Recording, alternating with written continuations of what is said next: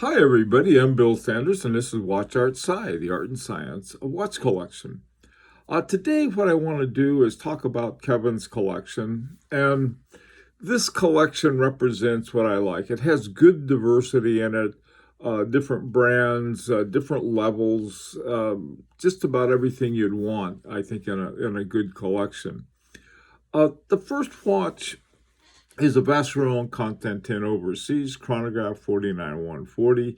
This is part of the second generation of the Overseas. I had the first generation, this is the second, and this is in the category that Kevin refers to as chronographs. And this is certainly a very nice chronograph. It's a very loaded chronograph with pushers at 2 and 4, and the date is up at 12 o'clock. It's sort of an unusual position, but when you look at all of the subdials, it's about the only place you can put it. Another thing I like that drives some people crazy, I like the way that the 10 and 2 are clipped by the subdials. So it's like, it's there, but there's design. I know it drives some people nuts. I like it. Now, the next two chronographs are an Omega Chronostop, this is from 1967, and then an IWC 3706 Der Flagger. This is a chronograph from 1996. Both of these chronographs are interesting, especially the Omega. That's one I'm not familiar with, and it doesn't seem to have a lot of subdials. And in fact, it looks like a mono pusher from the way it's set up, and it's not one that I've ever seen before. Again, this is what I like about Kevin's collection. There's some surprises in there. He finds things he likes, and he gets them. Now, IWC, this is one of their versions with the Valjoux 7750 iBosch used in it, and it's an interesting one in that when I compared it to the Vacheron Constantin, it's spread out a little more and very careful about not clipping any of the numbers. And it's not a bad design. To tell you the truth, I'm not crazy about the hour hand. It looks like a meat cleaver, and but the way it sort of tucks right at the top of the hour number, that's something I sort of like. Then it's got the date over at 3 o'clock. All right, this next group of watches of Kevin's is part of what he calls his dress watch collection, and the Audemars Piguet, Edward Piguet, is one that is hard to find and good to find.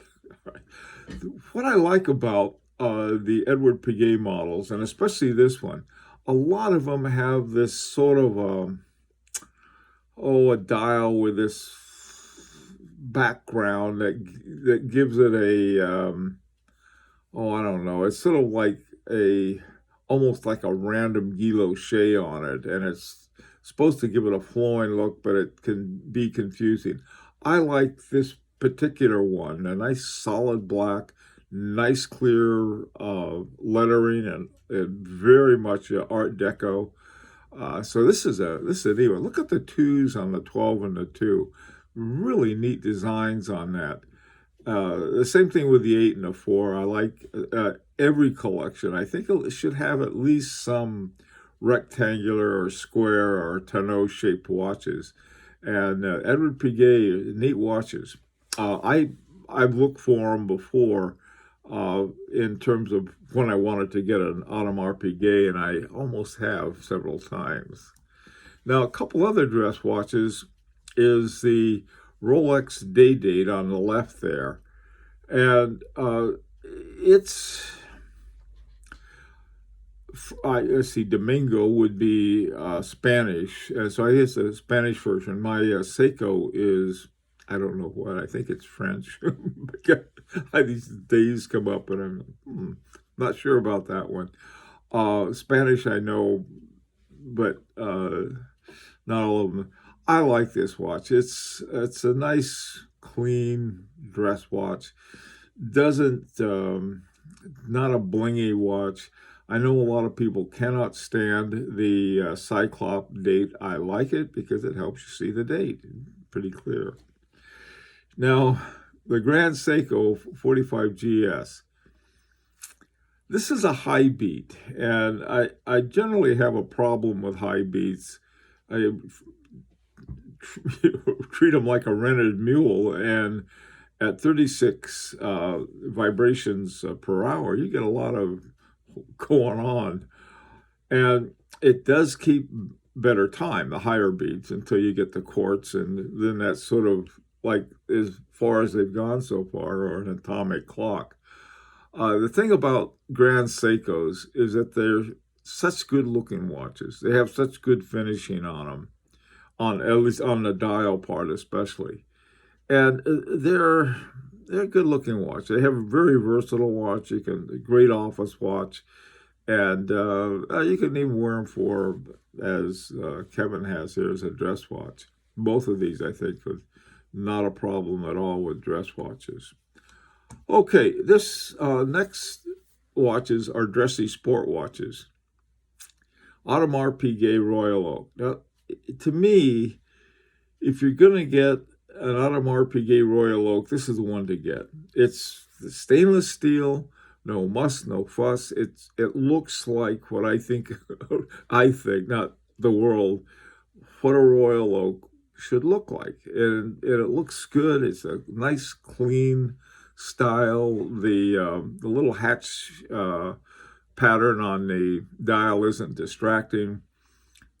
The date on it, it's not something that I always like bigger dates or hand dates, but that'll work. I really like this watch. This was one of two watches. I put in a bid, the same amount for two watches, advertised for the same price. The overseas accepted it. The guy at the AP deal, he wasn't an AP AD, he was just a guy selling a watch, and he didn't. So anyway, I ended up with the overseas, which I like too. But this one, I just like it a lot. I'm not crazy about all the versions by a long shot of the Royal Oak or the Royal Oak Offshores, but this one I think is almost the perfect dress sports watch. I think that's a good name for them too.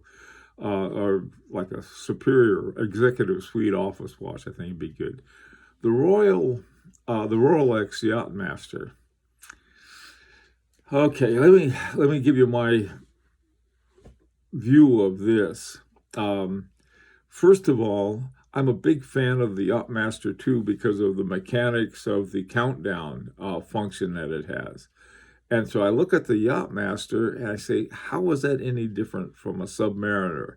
Now they do have different movements, and then of course depending on the version you'll have, and also the size, you have some differences in movement.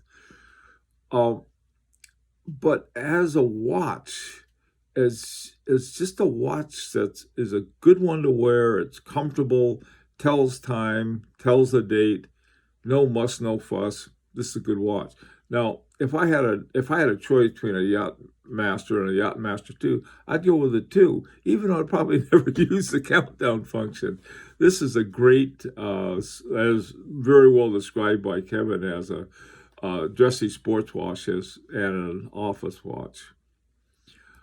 Okay, now when we get to GMTs, Kevin said that this is his GMT. I think he had another one at one time, and he wished he had never gotten rid of it, and he likes this a lot for a GMT. So do I.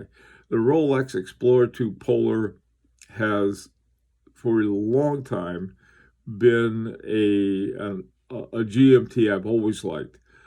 I don't like the black dial. I like the white dial on this one. It's easy to see, very easy to read. You can see the big red arm coming out of there with the other time, or the GMT time.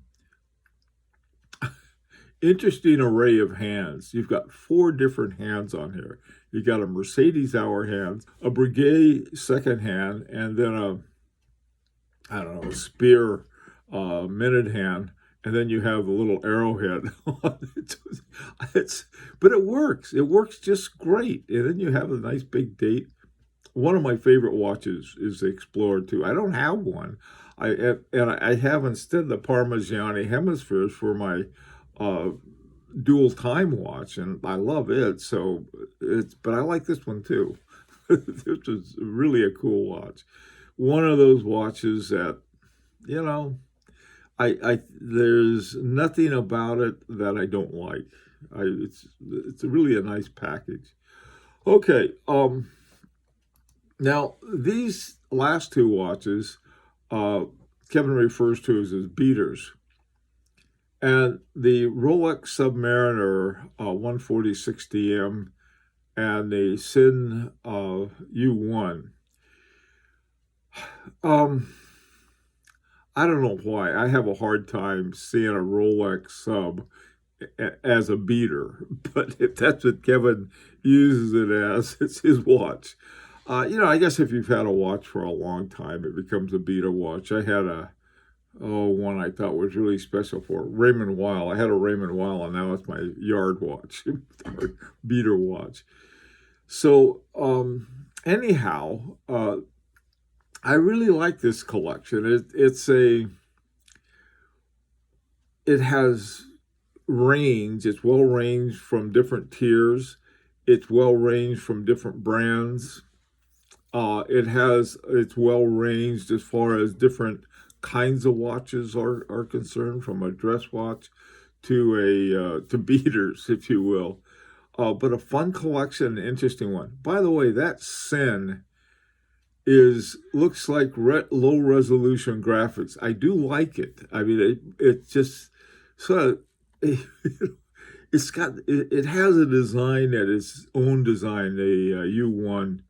It's an automatic with a ETA 2893-2, which is fairly long used and loved movement to it, and it's got a rubber strap. That's a great beater. You can go mow your yard wearing that one if you like. Anyway, well, listen, let's hear from you, what some suggestions you might have, some ideas. Say, hey, Kevin, this is what you need. Kevin, he's the kind of collector, I'm sure, that has his own ideas, but, I'd like to hear from you some. My own, in looking at this collection, I don't know, you got a good range. I would add a dress watch, maybe an older Moser. They are really well priced. You can get them brand new for quite a good price. See what else would be another one. Some other ones. A Longa, if you want to go up to some more high horology or higher horology, or even Mosers they come under exceptional horology, and I know why, but I don't want to go into that.